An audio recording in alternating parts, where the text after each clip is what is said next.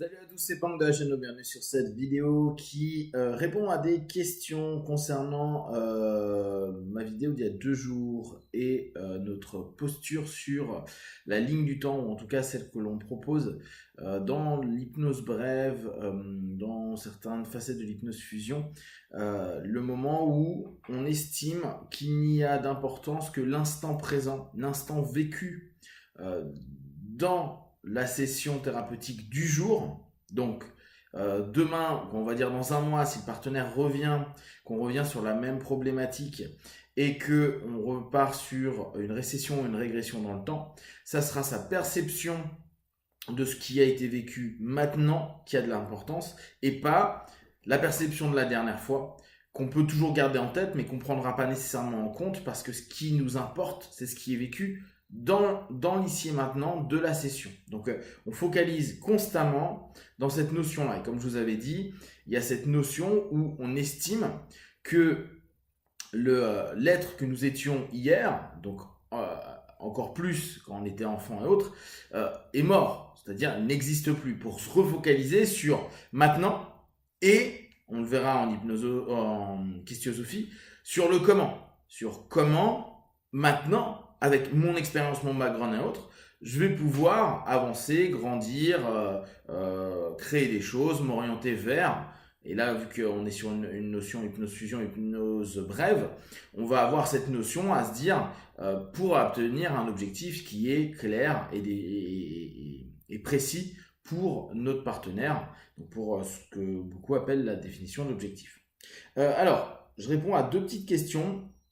Noriane qui me demandait cela permet de voir la situation avec les yeux d'adulte que nous sommes aujourd'hui. Donc ça, c'est clairement la notion que l'on veut. C'est-à-dire, on peut partir sur notre régression et à la place d'être associé, et pourtant moi j'aime beaucoup travailler en association pendant nos sessions d'hypnose, quand on est associé, parfois notre timeline pour le partenaire dans l'ici et maintenant, elle se distord.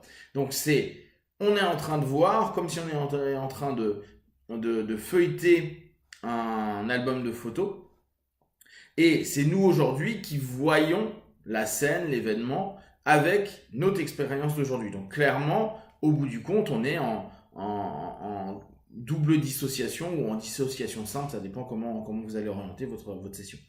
Et cela permet-il parfois ou souvent de modifier la perception de l'événement problématique en positif ou négatif, et donc de travailler dans le sens de la réponse. Alors, est-ce que ça va permettre de modifier la perception à partir du moment où on se repose la question de notre événement passé, non pas comme j'ai pu le vivre, mais plutôt comment je le constate aujourd'hui et comment je peux le vivre, et donc comment je peux passer outre. Bien sûr qu'on s'oriente automatiquement vers une réponse et un travail sur la problématique. Après, bien sûr, ça ne vous empêche pas de bosser les submodalités ou les différents événements, si vous voulez faire intervenir même un élément nouveau dans cette perception-là. Qu'est-ce que tu ferais toi? Comment agirais-tu toi aujourd'hui avec ton expérience à ce moment-là? Comment aimerais-tu que tu vives cet événement-là, sachant que on n'est pas en train de dire que ça ne s'est pas passé. On est en train d'admettre que ça s'est passé et on est en train de se proposer, et mieux encore, de s'auto-suggérer comment aurais-tu dû faire, pourrais-tu faire pour être en phase avec cet événement-là? Comment aujourd'hui tu perçois cet événement-là? Comment tu étais en attente et comment aujourd'hui, au travers de cette attente, parce que tu n'es plus cette personne-là, et tu es une autre personne dans un autre point de vue et un autre angle, tu peux vivre cet élément-là de façon plus positive. Ou en tout cas, moins traumatique.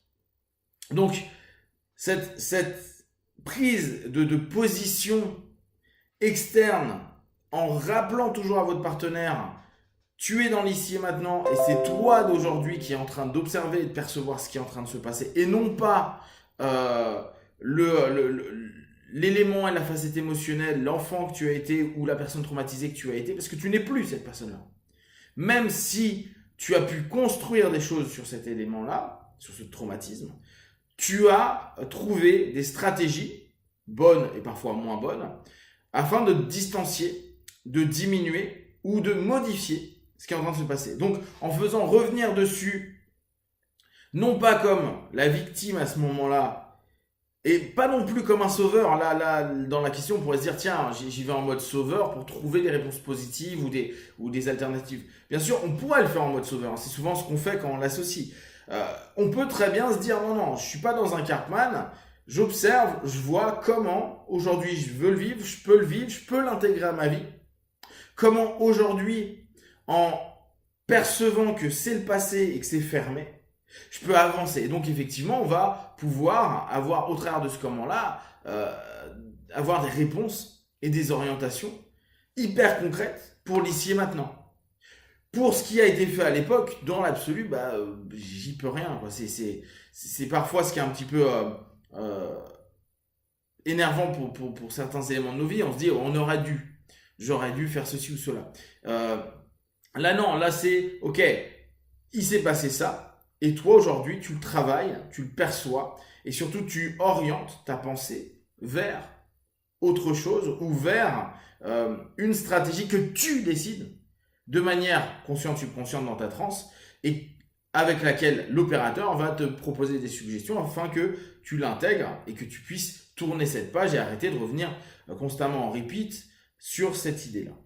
Donc, oui, on va trouver des réponses et autres, mais pas une réponse en mode nécessairement sauveur. Je dis pas qu'on le fait pas en mode sauveur sur d'autres techniques. Et Myriam qui me demandait, la question de la réalité factuelle réémerge malgré tout pour la personne, même sans gêne excessive. Qu'en faire? Donc, en gros, la réalité de ce qui a été vécu ne sera jamais supprimée. On pourrait, techniquement parlant, le faire. Néanmoins, ça n'a pas d'intérêt, c'est faux, parce que c'est une généralisation. C'est pas l'objectif. Notre but, c'est de se dire, j'ai un passé, j'ai des traumas, j'ai des choses qui peuvent réémerger régulièrement. Simplement, je ne veux pas être gêné avec ça. Pensez bien, notre objectif en hypnose, la plupart du temps, c'est recadrer les choses. C'est réorienter la perception qu'on peut avoir des différents événements, des différentes sensations de notre être.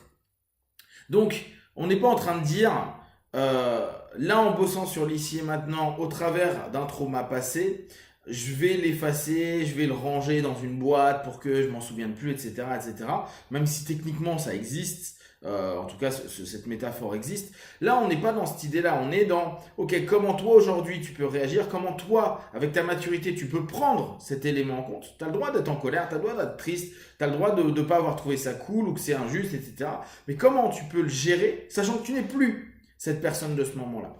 Et l'objectif étant donc de recadrer, parce que souvent il y a des éléments du passé qui viennent obsessionnels pour beaucoup de personnes, recadrer et dire voilà, là ton passé tu peux pas le réécrire, tu peux pas dire que factuellement ton accident, ton viol, ta violence, ton humiliation, ça n'a pas existé, ça a existé. Mais aujourd'hui tu ne revis pas au quotidien ça. Tu le revis dans ta tête, mais factuellement dans comment tu peux vivre sans, tu peux très bien le faire vu qu'au quotidien tu n'es pas constamment dans ce rapport-là. Donc juste se dire nous notre job c'est diminuer l'impact dans le quotidien. Et parfois, je suis gêné à 10, je diminue à 5 ou 4, c'est suffisant. C'est pas dire ça n'existe plus, c'est juste dire je sais remettre les choses à leur place. Et oui, ça n'a pas été cool. Oui, c'est une période de merde dans ma vie. Néanmoins, je passe pas ma vie du présent à repenser à mon passé. Et à partir du moment où on n'est plus sous influence d'eux, que ça remonte, au bout du compte, oui, c'est pas le plus agréable. Néanmoins, on se focalise plus dessus pendant des heures et des heures. Donc, oui, ça fait partie de ma vie. Et j'ai des éléments de ma vie que je ne peux pas nier. Et tant mieux. C'est là, c'est mon histoire, c'est mon passé. Aujourd'hui, comment je peux faire pour me focaliser davantage sur mes objectifs du présent et du futur que je suis en train de construire. Si vous avez d'autres questions, vous n'hésitez pas à vous partager sur Facebook, YouTube, j'y répondrai le plus rapidement possible. Et comme d'habitude, de tout ce que je propose, ne prenez que ce qui est bon et juste pour vous. Testez, observez, analysez, concluez et devenez qui vous êtes vraiment. Be one, ciao ciao.